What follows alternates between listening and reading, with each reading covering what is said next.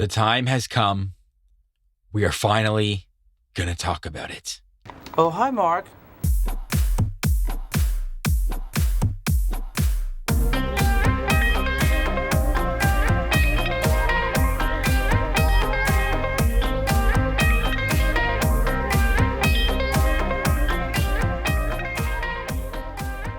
Hello, everyone, and welcome to another episode of Good Times with Bad Movies. I'm Tim Morrison, joined by my co-host. He just put another person in the hospital on Guerrero Street, Paul Ireland. Paul, how you doing? Oh, hi, Mark. I'm great, Tim. How are you? I'm wonderful. I'm very excited today because today we are doing the king of bad movies from 2003, The Room, directed and starring Tommy Wiseau. Distributed by TPW Films and Chloe Productions. That's right. You know what, Tim? You actually hit the nail right on the head there. This is the gold standard of bad movies. And as two people that currently run a bad movie podcast, there's almost certain obligations within the genre of podcasts where it's like, there's certain movies that people expect you to talk about, you know? And there's a lot of movies that we've kind of stayed away from so far because it's just like, you know, they've been done before.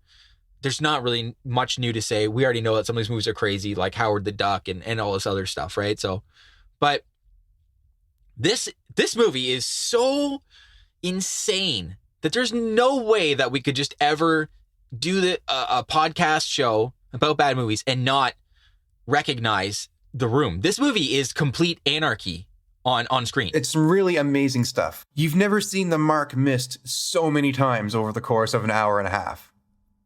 And this movie is so sincerely full of good intentions. Yeah, like, it comes from a place, honestly, like, I don't want to get bogged down in too much of the history or the mythos behind all of this, because I'm sure there's other shows that have covered that. We're just here, you know, this is Good Times with Bad Movies. We're just here, we're going to laugh. We're going to just enjoy this. This is just a nice palate cleansing kind of thing here. But, you know, obviously there's a lot of mystery around Tommy Wiseau. But, you know, he's allegedly self-made as far as, you know, his fortune. And he's a wealthy guy. And he was able to just put together a movie with all his money and didn't have to listen to anybody. And I mean, good for him too, because he just really followed his spirit on this one. It's like he wrote a movie, had the idea, and never ever proofread anything, never ever reflected on anything once. As soon as it hit the screen or it hit the page, that was it. This is the movie. This is what we do. And he believed in all of this so wholeheartedly. And it is just the hallmark of everything that you would want to see in a bad movie. Like, it's incredible. Like, I love this movie. Where you just mentioned that he fronted his own money for this movie. This movie cost $6 million to make. In the initial box office runnings, this movie made $1,900. This movie has gone on to gross a lot more money than that due to it gaining this amazing cult following and just basically taking over Rocky Horror Picture Show and the midnight screenings. I gotta imagine Tommy Wiseau has, I mean, maybe not Tommy Wiseau, but this movie has got to be made at least, I gotta imagine $50 to $100 million with how popular this movie is. Consider that this movie is so bad that more recently, like 5 years ago, there was a movie starring and directed by James Franco called The Disaster Artist that is all about the making of this movie. It's all about Tommy Wiseau behind the scenes of this movie, The Room. And that movie made a lot of money. When this first came out, I remember people talking about this, but I never really heard it. It was like, people were like, this is a really stupid movie where this guy, he filmed it and made it himself and he's in everything. And he's kind of weird. And there's a bunch of weird, creepy sex scenes. And I was like, that sounds stupid. And it wasn't until years later, you know, when I was at my friend's house and I was definitely not anywhere coherent enough to understand this movie mentally at that point. Watching it for the first time was like mind-bending how insane this whole thing was. Yeah, I can't remember the first time that I've actually watched this movie. I might have just seen it in clips for a while, but I've always loved it. This has kind of started my obsession a little bit with finding just awful bad things. So we should tell you that this movie is classified as a drama. It is. Yeah, In a way, it's a love story, Tim. This is a story about two people who I guess are in love. Actually, I'll give you the premise from IMDb. Johnny, he's the main character, played by Tommy Wiseau. Johnny is a successful bank executive who lives quietly in a San Francisco townhouse with his fiancée, Lisa. One day, putting aside any scruple, she seduces Johnny's best friend, Mark. From there, nothing will be the same again. It doesn't seem like Tommy Wiseau did any sort of research. He just thought that, okay, bankers do this, or this is what people do. This is what romance is supposed to be, that kind of thing. He had no real idea in it. That's what I mean. He totally did all of this himself and put all of his faith in it and did not listen to anybody if anybody gave any suggestions. He just did not listen to the people. He said, read the script. I'm paying you the money. Let's do this. And again, good for him. He really believed in himself in this. We are saying so much already. We just need to just jump right into this. What do you think, Tim? All right, let's go into this room. Okay, Denny. So as I mentioned in the premise, this movie starts out in San Francisco, and we're seeing lots of cinematography of San Francisco. If you've ever seen the intro to the TV show Full House, you have seen the intro to this movie. Yeah. This is just probably a lot of B-roll footage that he just bought and he just slapped in this movie generically. So Tommy Wiseau, how do I describe this man? James Franco played Tommy Wiseau in the movie The Disaster Artist. So picture James Franco with really long black hair. And he's, for 95% of the movie, with exception to the absurd amount of sex scenes, he is wearing a suit. He's like dressed like he's in the Matrix all the time, but like a classy Matrix, And I love this one shot you get because it's like it seems like guerrilla movie making out at some spots. Like they literally just set up a camera on the road and he just jumped on a streetcar and they filmed him going by, because that's what you see at one point is he's just sitting on a streetcar and he's in like, it's again the early 2000s, and for some reason people were wearing like baggy suits in the early 2000s. I don't know why, but that's what he's wearing here. And he's got this baggy black suit on and he's sitting on this streetcar going down the road. It looks like Danzig going down the road on a streetcar, and he's like adjusting his hair with sunglasses on, and it's like almost nighttime. It's glorious. What we see, you already just see this is the man, the myth, the legend setting himself up here.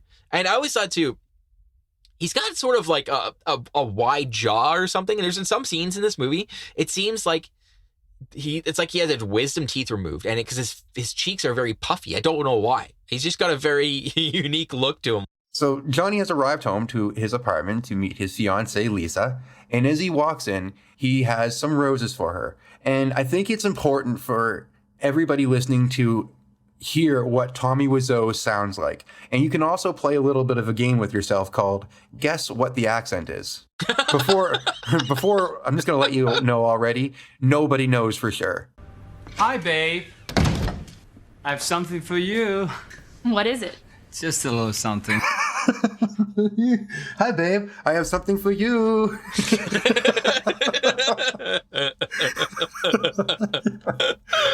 I love too how, like in this movie, you're gonna see that this guy constantly he's just showing up with flowers. And I was just thinking too at one point, how many flowers do you think they have around their apartment?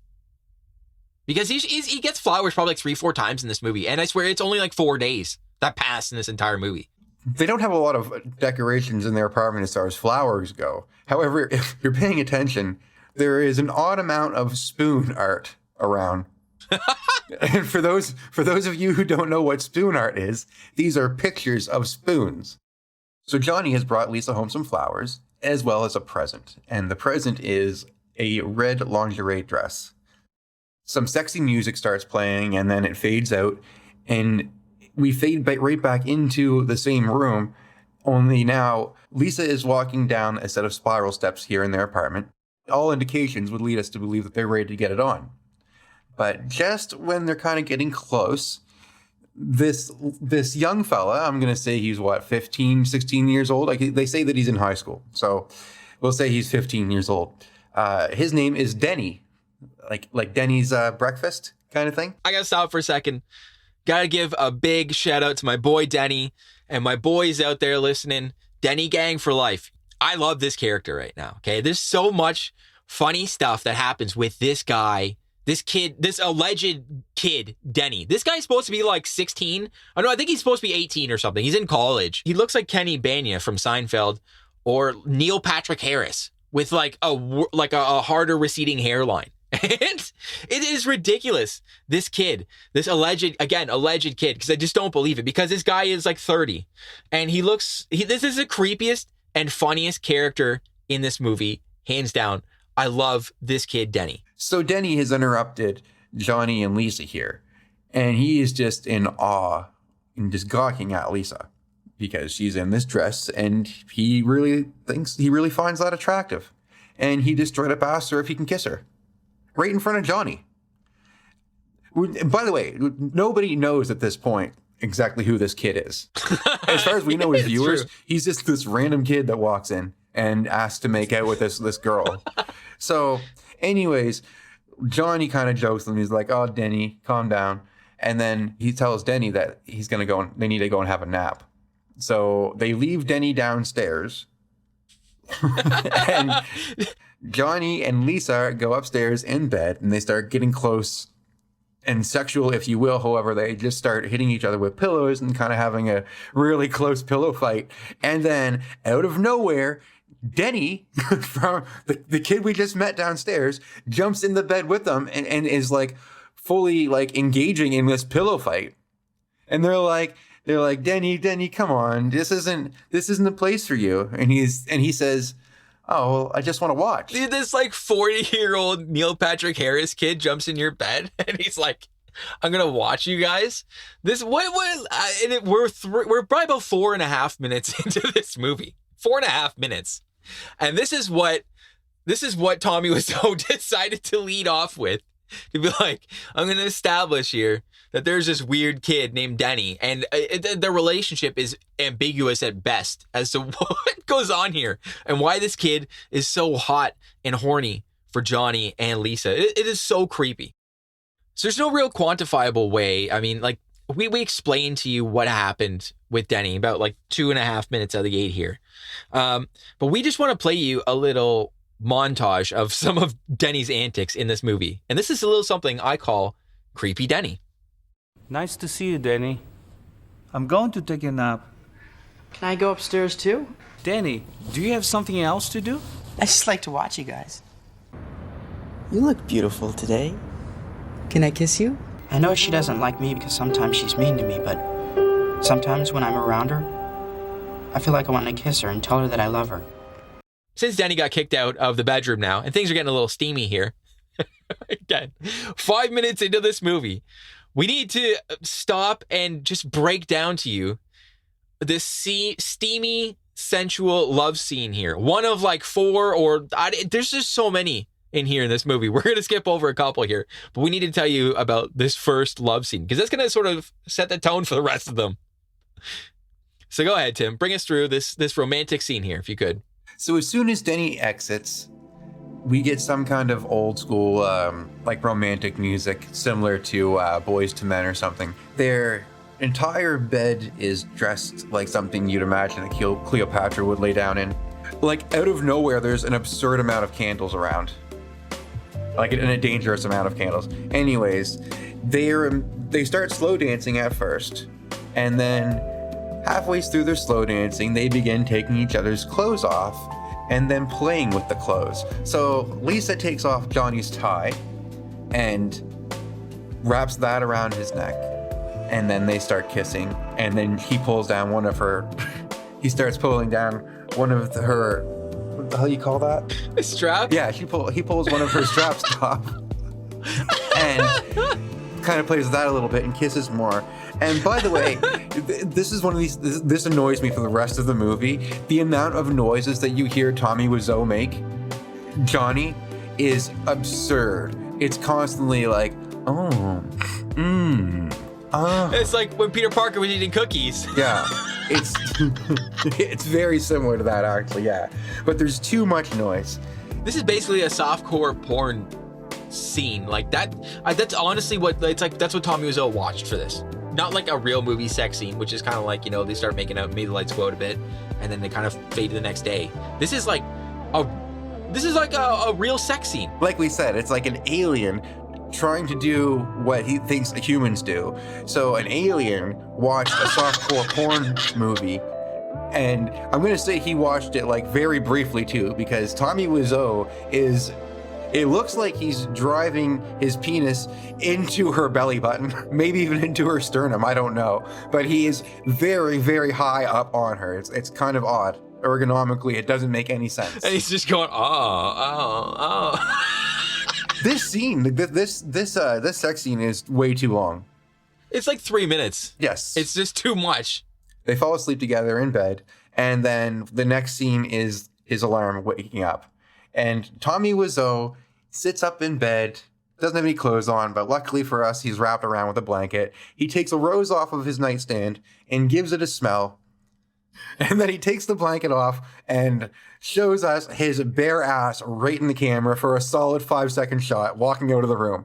And then that scene is over. Why do you even bother including like another 25 seconds of film recording just to see you wake up, smell a rose, and show everybody in the world your ass? Honestly, I gotta imagine he watched Roadhouse. This is like almost a Roadhouse scene. Like he is trying to be Patrick Swayze. That's like the level of gratuitous nudity is going on in this with him. And it's crazy too, because this guy wrote and directed it. So he's like, okay, we're going to have a shot of me and my butt when I have sex with Lisa's Tommy. And then you're going to show my ass as I get up and I go for pee-pee next day. Like, why did you need this? Why did we need all of this is the first of many sex scenes to come too. There's so many in this movie. It's insane. The next day, Lisa's mother comes over to visit, and Lisa immediately confides in her mom that she's tired of Tommy. Sorry, she's tired of Johnny. You're going to hear me say Tommy and Johnny. They're both the same person, so just get used to that. Yeah, out of nowhere, Lisa she thinks that Tommy is boring, and she's considering not marrying him now. And her mother says, but he's so wealthy and he's going to look after you financially. These are serious things that you need to consider, especially in the position that you're in. That's some really shitty advice, isn't it? For your mom, you need to marry him. He's financially successful. Yeah, if you don't want to marry somebody, and you're engaged to them, you should not marry them before, while you still can, tap out. After that conversation, Lisa makes another call, and she is calling Johnny's best friend, Mark. And she is so obviously flirting with him and being like, I can't wait for you to come over. Can't wait for us to talk. And he's like, yeah, no problem. I'll be there in a little bit. And if I didn't know any better, these two have been cheating on Tommy for a long time. Yeah, okay, so I thought the same thing too. I was confused. I had to go back and watch this a couple times now that we're sitting here and critically analyzing it, not just laughing at everything that comes at you, which is actually not a bad way to look at this movie. It's just every scene is something different. So you just have to relax yourself and wait for the punch of what the hell is going on in this. But yeah, it seemed like the way that she is talking to Mark right now, she's calling him baby and stuff. And she's like, you need to listen to me. And you always tell me we'll deal with this stuff later. It seems like they've had a history before of dealing with each other on the side here. But when Mark shows up here, we're going to see that Lisa coming on to him is apparently this is the first time this has happened. And he's blown away by this whole thing. He almost seems to be slightly oblivious for a little while because he walks in within 20 seconds. She hands him a cup of whiskey or something, takes off her top. So she's wearing a more revealing dress. And then goes over and sits on his lap and asks him how much he likes her. So Mark just keeps going on about how Johnny is his best friend and he could never do anything to betray him. And she says, I love Johnny too, but we both know. And he's convinced, just like that. They start making out. They go to the most romantic place in the house where everybody likes to have sex. On the stairs. They lay down on their stairs, the spiral stair step, or the spiral staircase to have sex. So within 15 minutes, we have our second sex scene. Yeah, and Lisa is having sex with two people now. This is not really safe. You know what I mean? Paul, you're right. It isn't safe. They're on the stairs. That is not safe sex. That's right. That's right. If you're gonna cheat on somebody, don't do it on the stairs. Don't get hurt, guys. I mean, you're asking for rug burn. You're asking to slip off a stair and hurt yourself. It's all kinds of problems. From there, we are going to the outside window of a flower shop where we see Johnny pulling up, going in to buy flowers for Lisa. The second time. So this scene is such a beautiful disaster in so many different ways. It's Johnny going into the store, saying hello to the clerk, getting a dozen red roses, saying hi to a dog and petting it, and then leaving. But it is just, you could rewatch this scene a billion times and still find something new in it every single time because it's so crazy. So this movie has a lot of ADR in it. That's audio dubbed recording. So it's basically someone recording in their audio for their voice after it's already been filmed. And if you're really good at it, you can't notice. This movie is not good at it at all. And it is so apparent in this scene. Even the voices, just to listen to this, it sounds weird. So you got to listen to this. Hi. Can I help you? Yeah, can I have a dozen red roses, please? Oh, hi, Johnny. I didn't know it was you. Here you go. That's me. How much is it? It'll be $18. Here you go. Keep the change. Hi, doggy. You're my favorite customer. Thanks a lot. Bye. Bye-bye. That's me. Hi, doggy. So one of the striking things about it that gets me is that she walks in, she goes, dozen red roses, please. She goes, oh, I didn't know it was you, Johnny. He's not wearing anything. I don't understand. Why didn't she know it was him? He's right in front of her. Like, why? Like, oh, I didn't know it was you. It's like if I was like standing right in front of you, Paul, and be like, oh, hi, Paul. I didn't know it was you. Yeah, and she's like, you're my favorite customer. You're my favorite customer. That's me. Nothing about that makes sense. It's really like, it almost seems like they hid a camera in a flower store and they recorded it. And then he went and he overdubbed everything. There is so much insane dialogue in this movie. We could spend so much time just playing clips and all this stuff. But again, Tim and I thought, let's change it up and let's hit you with something a little different. So now we're going to bring the house lights down here a bit and we're going to do our own dramatic reading right now. So what's going to happen is Lisa has ordered pizza and Johnny has come home from a hard day of work. And we'll just set it up right there. So for this scene, Tim is going to play Johnny, and he is bringing me, Lisa, flowers. Take it away, Tim. Hi, babe. These are for you. Thanks. They're beautiful. Did you get your promotion, honey? No. You didn't get it, did you? That son of a bitch told me I would get it within 3 months. I saved them bundles. They are crazy. I don't think I will ever get it. They betrayed me. They didn't keep their promise. They tricked me, and I don't care anymore. Did you tell them how much you saved them? Of course. What do you think? They already put my ideas into practice.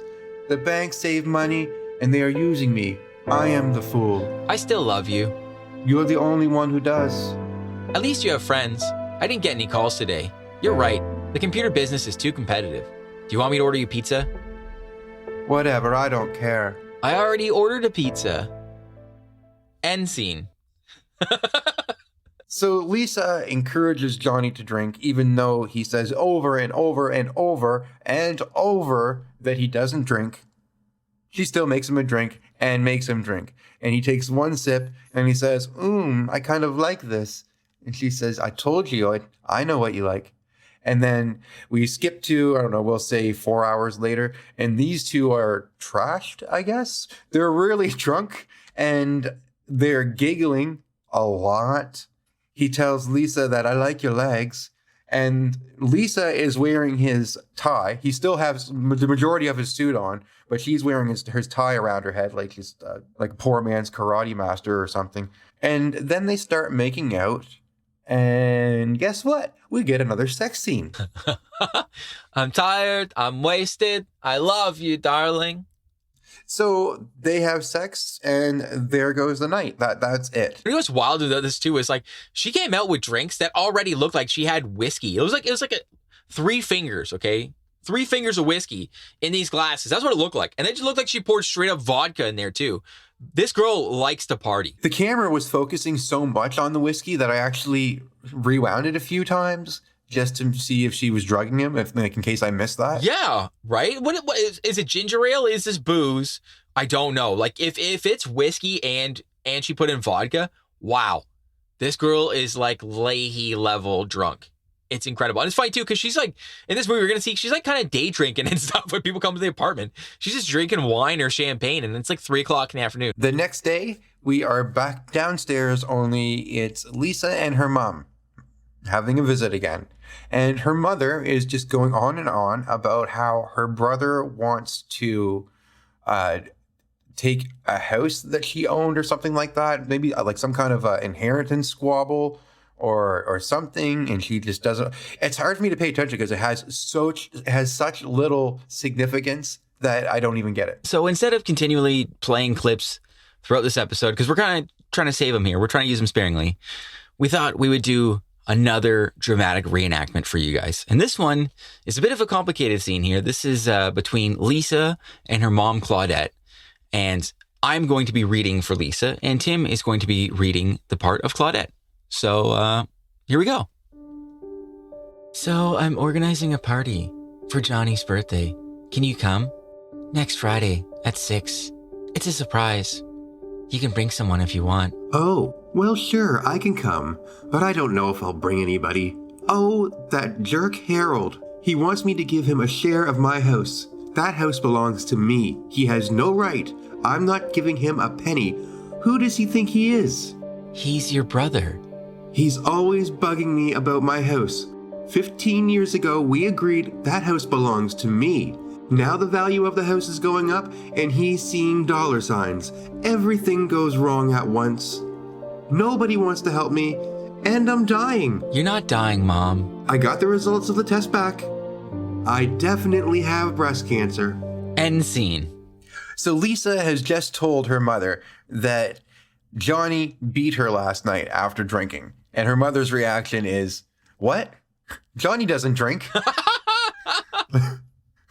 She's such a caring mother, right? She's got all her priorities for her daughter. Like just, Yeah, I guess so. But I mean, like my first thing, like, where do you hate you? You know, because you look kind of normal right now. You don't look shook up. There's no bruises on you, nothing. of course, my first reaction wouldn't be, what, he doesn't drink. Yeah.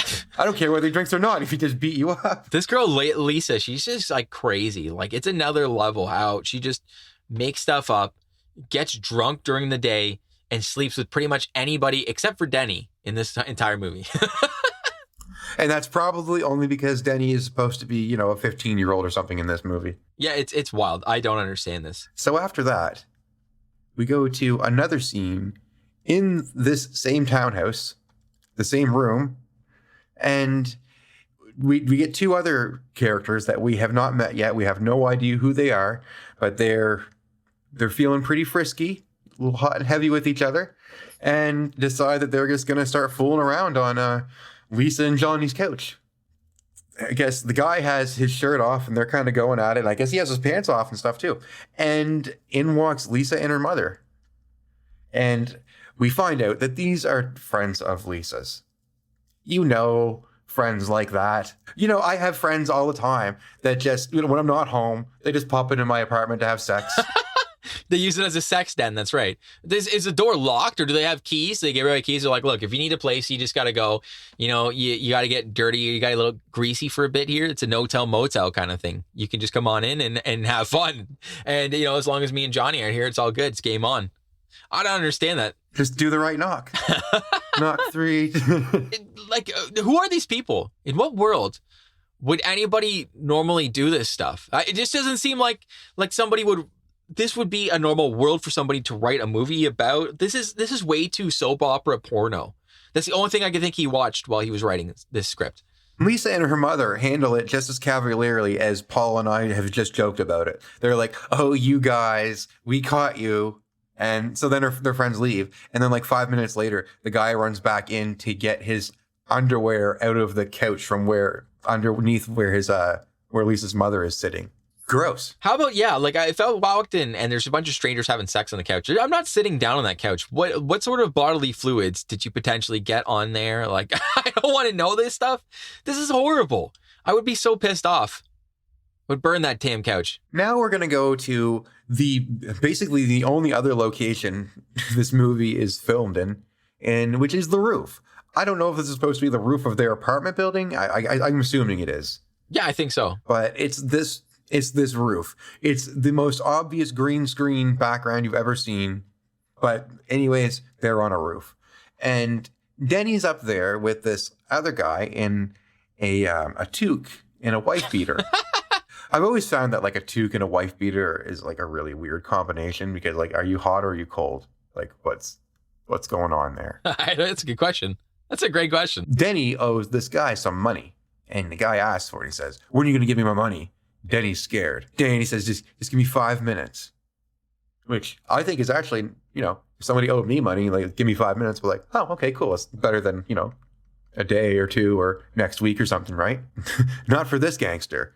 He immediately grabs Danny by the back of the head and slams him to the ground and pulls a gun out and points it at his head and starts threatening him with his life. This whole scene is so crazy. And I really think we kind of need to play people a little bit of this scene here because this is some of the only like almost earnest acting in this movie you're going to see. And this guy, Chris R., whoever plays Chris R., just goes over the top threatening Denny with money that he's apparently going to get him in 5 minutes. Where's my money? I don't have anything. Where's my money, Denny? Where's my fucking money, Denny?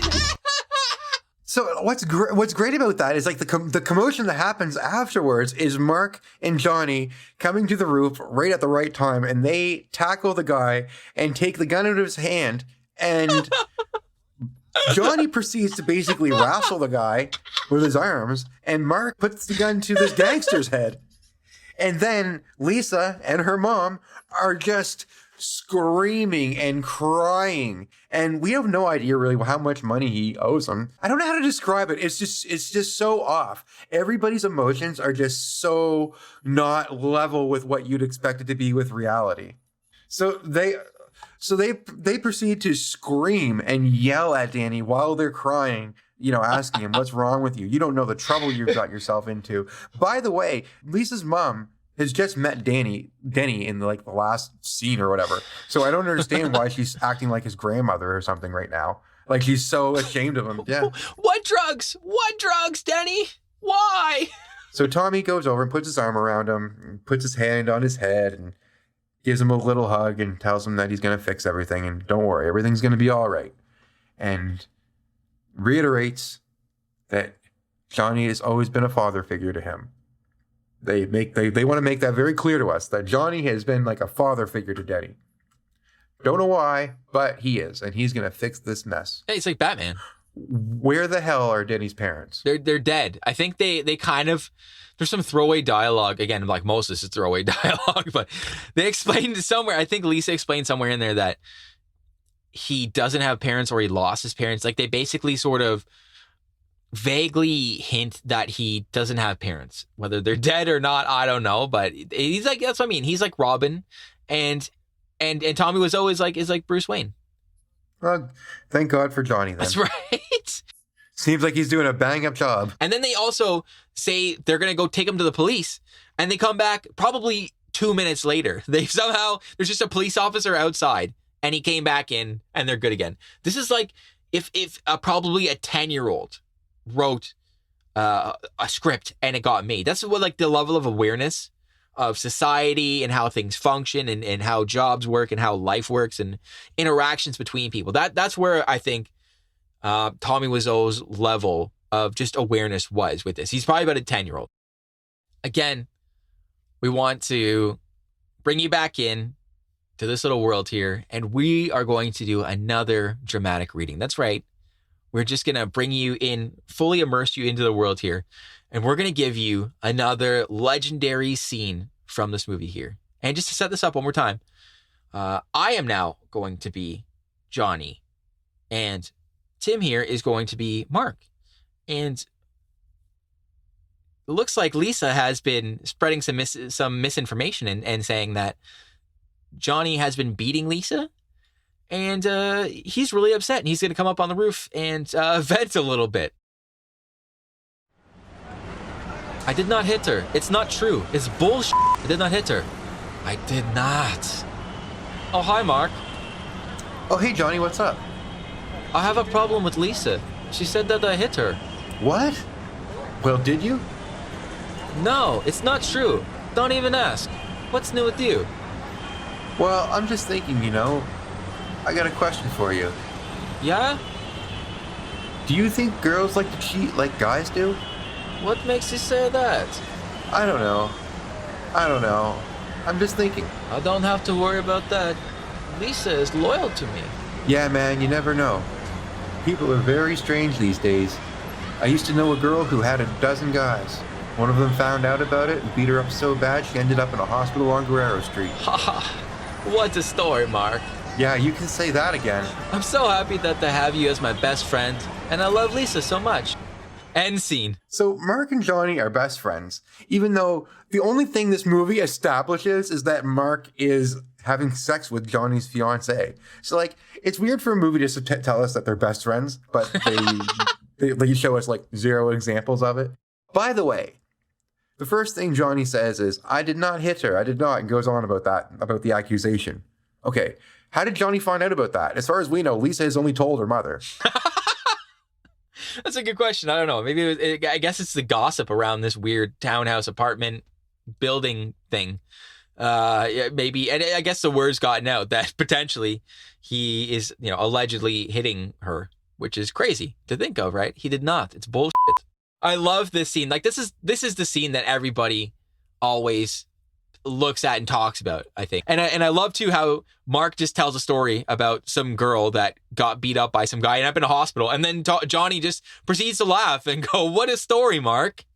And what's Mark implying? He's the one that she's cheating on Johnny with. So like, what's he saying? That maybe Lisa should be put in the hospital on Guerrero Street? Is that what he's saying?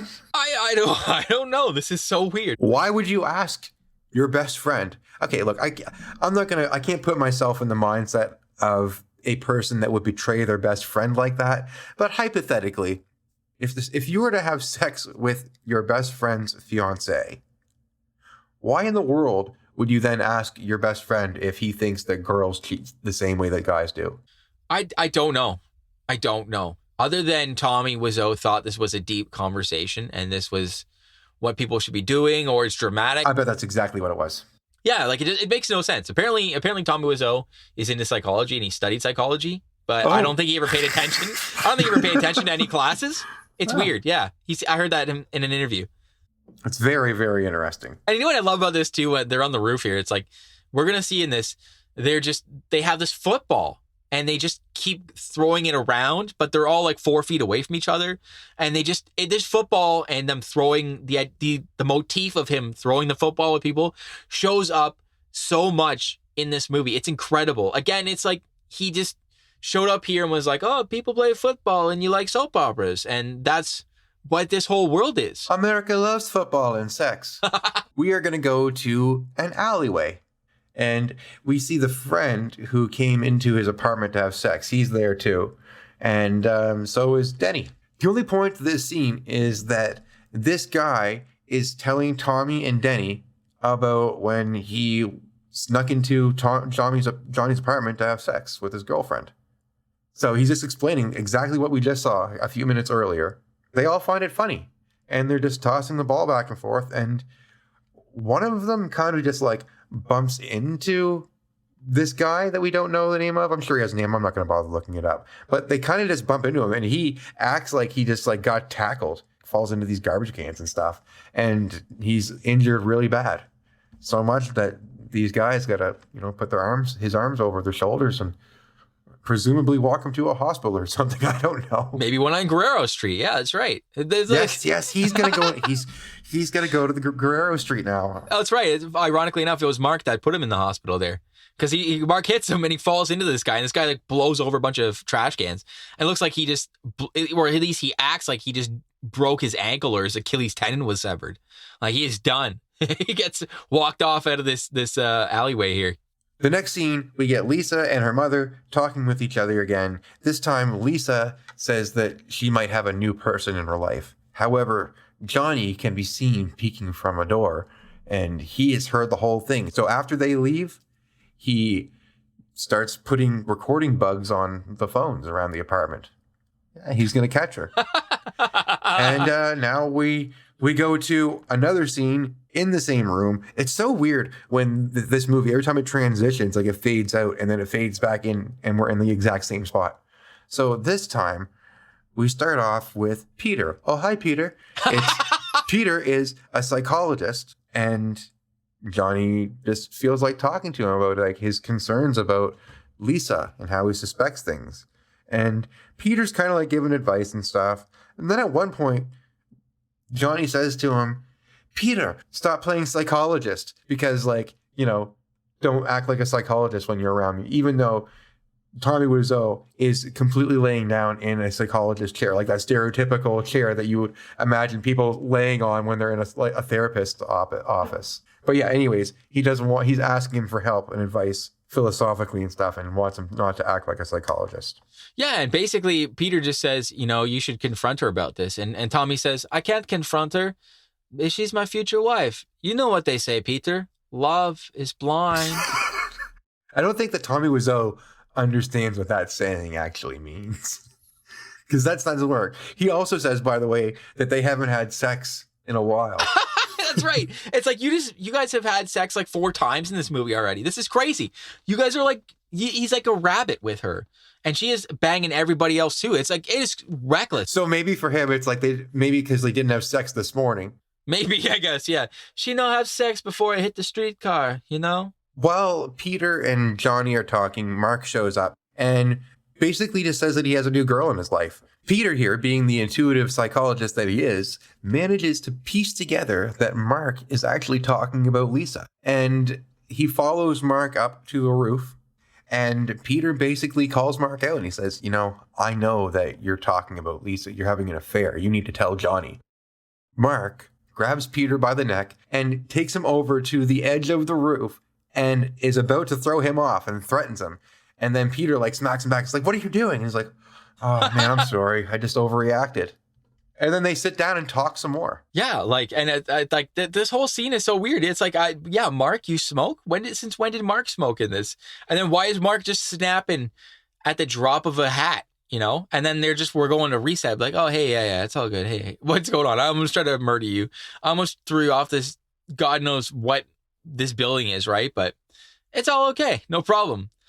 You know, you're just a little stressed out, Mark. It's all right. No worries. So we're going to skip over a little bit. All you need to know is that Lisa is planning a surprise birthday party for Johnny this Friday night. Very odd thing for a girl who is so not in love with her boyfriend to just throw him a surprise party. And she plans on dumping him soon. She's already cheating on him. Moving on to the next scene, we are in a coffee shop. And Johnny and Mark have met to have a cappuccino together. And basically, Johnny is talking about how he thinks Lisa isn't being faithful to him, unknowing that Mark here is actually having sex with her nonstop on the stairs. In between Johnny having sex with her nonstop on his bed. Mark asks Johnny how his job is going. Johnny answers him, and then he has a question for Mark. Anyway, how is your sex life? This is how friends talk to each other. They say, how is your sex life? Hey, don't talk about work, Mark. That's too personal. How's your sex life? Like, who just shifts gears from work to, like, how's your sex life? For anyone listening right now, I'm going to have you play a quick guessing game. What do you think the next scene is? If you said anything that's not sex, you're wrong. We're about to find out how Mark's sex life is. All I can really say about this sex scene in comparison to the others is that Mark has way better aim than Johnny. He seems like he knows what he's doing a little bit more than what Johnny does. I'm going to cover about 15 to 20 minutes in a few quick sentences here. The next day, Johnny and Mark go running down an alleyway, throwing the football back and forth to each other. Then we go to Mark and Lisa at Lisa's apartment, where they are about to maybe get it on. However, one of Lisa's friends come over and stops it, but she can tell that something's going on. Then Lisa's mother comes over and asks what's going on and encourages Lisa again to think about her financial situation. And she says that moving into Johnny's house is not an option, and he's going to buy you your own house. That's what she says. That makes no sense because they're living together right now. Yeah. What is this house? Is this an apartment? What are they doing with this? By the way, I might as well just ask this now. Is this entire apartment supposed to be the room? I guess so. I'm confused at that. Yeah, I think this is the room where everything happens. Or maybe, is it the bedroom? I mean, half this movie does take place in the bedroom because there's so much sex. But like, with a title called The Room, you would think that would be very clear which room. Yeah, it's a very generic title. I don't know. I think we'd have to ask the great Tommy Wiseau what the whole intention was. And I think maybe he'd say something like, "You don't know nothing about life or love." Okay, so this is one of the most awkward parties I've ever seen. This is incredible. There's no music.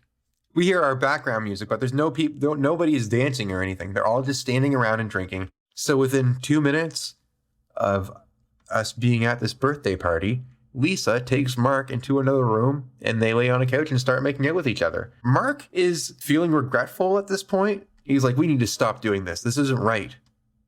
So it seems like Mark's starting to have a little bit of a conscience. Another party goer walks into the room and catches him. Mark stomps out of the room because he's angry that he got caught in this situation that he regrets anyways. And the guy asks Lisa, like, what's going on? Like, you're with Johnny. It's his birthday, for God's sakes. He doesn't say that, but he should. Anyways, Lisa says, I don't care about Johnny anymore, which I find that so funny because she just planned this whole really nice party for him. And then later on at the party, Mark and Lisa are slow dancing together and basically just kind of like really close, like he's kissing her neck and stuff right in front of everybody. And Johnny walks through the door into the room and he's like, hey man, what are you doing? And shoves Mark. And then Mark's like, what? You can't tell what's going on? You can't even see, can you? And like shoves Johnny back. And it's like, why? 2 minutes ago, he was completely regretful about the whole situation. And now he was just like practically making out in front of Johnny with his girlfriend, with his fiance. He's about ready to tell her that, like, hey, I'm like banging your girlfriend too, or your fiance. Like, it's crazy. The drop of a hat here. Yeah. And he seems very righteous about it. Like, oh, you don't know what's going on, do you? Finally, everybody in the party just separates them. And Johnny proceeds to mock Mark by calling him a chicken. For those of you, if you've ever seen Arrested Development, I have a suspicion that this is where they got the chicken joke from. Okay, so in Arrested Development, the character Joe always likes to mock his family by calling them a chicken. And the joke about it is that he claps his hands and he goes, caw, caw, caw, which is, it's funny because that's not what a chicken sounds like. Here is Johnny's impression of a chicken while he's mocking Mark. You're just a chicken. Chip, chip, chip, chip, chip, chip. After all that mess, everybody leaves. Lisa's mom has cleaned the apartment and she says goodbye. And then Lisa goes to use the phone and calls Mark. Johnny has the cassette tape and he plays it right in front of her. So now she's caught red-handed. As if she wasn't caught red-handed at the party. I'm not really sure why this matters more now. I mean, Johnny should know by now that she's definitely cheating on him. But anyways, this is what sets him off. While he's listening to it, she gets frustrated and leaves. And Johnny proceeds to go into a meltdown. Now, this meltdown, so basically, he starts destroying stuff around his apartment. He sits in a chair and he's yelling and screaming at the ceiling, picks up a TV and smashes it. Basically, just imagine Frankenstein wandering around an apartment and smashing things and going, and swiping stuff off the wall. So Johnny, yeah, oh my God. All right, I just got to get through this one thing.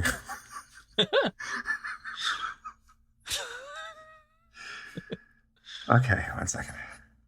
So while Johnny's smashing everything around his apartment, he's grabbing different items that remind him of Lisa. And one of these items is the red dress that we saw him buy for Lisa at the very beginning of the movie. He lays down and he throws the dress in his face, like crams it, like he's smelling it, and just screams into the dress. And here's where he's not like Frankenstein at all. He grabs the dress and he puts it in his crotch and he starts humping the air and screaming. So after he's done with the dress, Johnny opens a box that's sitting beside him, and he has a gun, and he proceeds to commit suicide. He shoots himself. Then, for whatever reason, Mark and Lisa come running in as if they were just outside the door listening this whole time. Like, I thought she was going to meet him. I don't know. Anyways, they run in and they are so upset, right? Because, their best friend and her fiance is dead on the floor.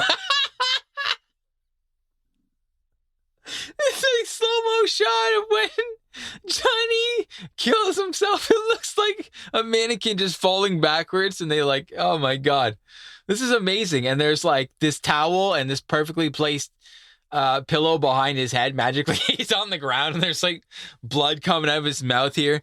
And I guess it looks kind of gruesome. It's just like, it's like if you were, again, like maybe 17 and you filmed a movie and you're like, we're gonna have someone die. That's kind of the level of special effect in this. These are some. I'd love to know where that $6 million went. Did you notice this too, Tim? The gun that Johnny kills himself with, it looks like the exact same gun that Chris R had pulled on Denny. Huh. Yeah, you're right. It does.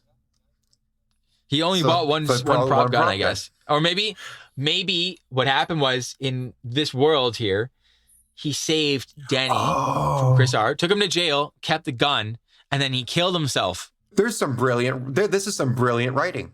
Well, at least one part of the movie actually correlated with another part of the movie. I think we can say that. There's at least one thing that happened. There we go. We pieced together something here. That's good. So Mark gets really close to Johnny and informs Lisa that, yes, he is in fact dead. I mean, he shot himself in the mouth. I'm pretty sure they could discover that. Anyways, Mark kisses Johnny on the head. They cry together. Denny comes in and he starts crying because, Johnny was like a father to him. The end. He's crying. So, ladies and gentlemen, that was The Room.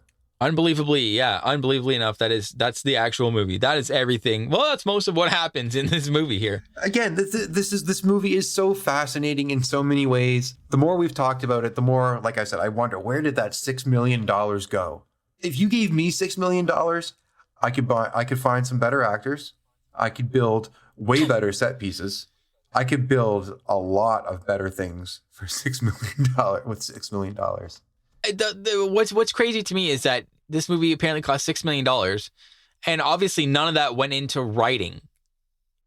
You know what I mean? Like, why did you hire someone to write you a script, or at least proofread what you put on paper? Well, I also envision this scenario where, I'm just assuming, obviously, I guess, I envision this scenario where Tommy Wiseau was so passionate about wanting to make a film. Like, if you look into this guy at all, he loves film. He's always just wanted to make a great drama epic. And he apparently had enough money to do it, but just didn't know how. So he wrote his own script. That's I'm not speculating on that. He wrote this movie. And then after he had a script made, he just started asking people, I bet. Like, hey, do you know where I can get somebody to do this and somebody to do this? And then before you knew it, it was just a whole bunch of people being like, this guy has enough money to make a movie and like doesn't know what he's doing. I bet I can get like $2 million for like hiring these actors and like, the wardrobe and all that. I feel like they took him for a ride. Yeah, well, I mean, again, this is just a man who, he obviously had enough money to make a movie and had enough money also to just not listen to anybody. And so again, enough money that he just like, forget it. I'm going to commit to the first thing I put on paper. We're not going back on this at all. And it's just crazy, like from scene to scene, that how nothing makes sense and it's so disconnected. And one of the things I did read online, and I've been trying to hunt it down in the scripts here, is apparently there's a scene that didn't make it into the movie where they have a funeral for Chris R. And they say that his blood was drained, and Johnny's like, "Oh, really? Was it?"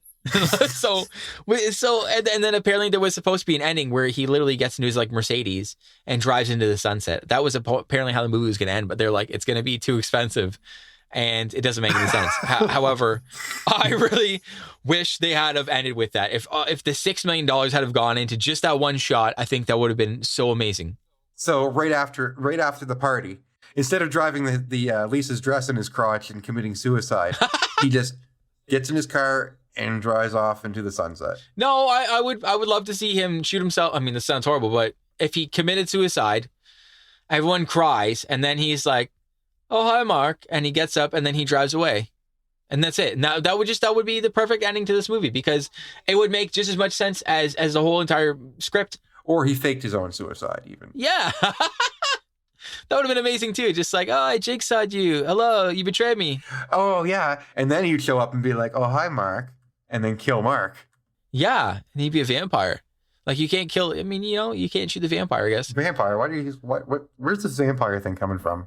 Yeah. No, I'm asking you. Why do you keep saying vampire? Oh, because there was a part of the script apparently where he was supposed to be a vampire, and he just randomly justified it somehow, and then they cut it out of the script. So that would have been an amazing twist, that he was a vampire, and that's amazing. I agree. They should have ran with that. It's a shame that they ran past that $6 million that he had.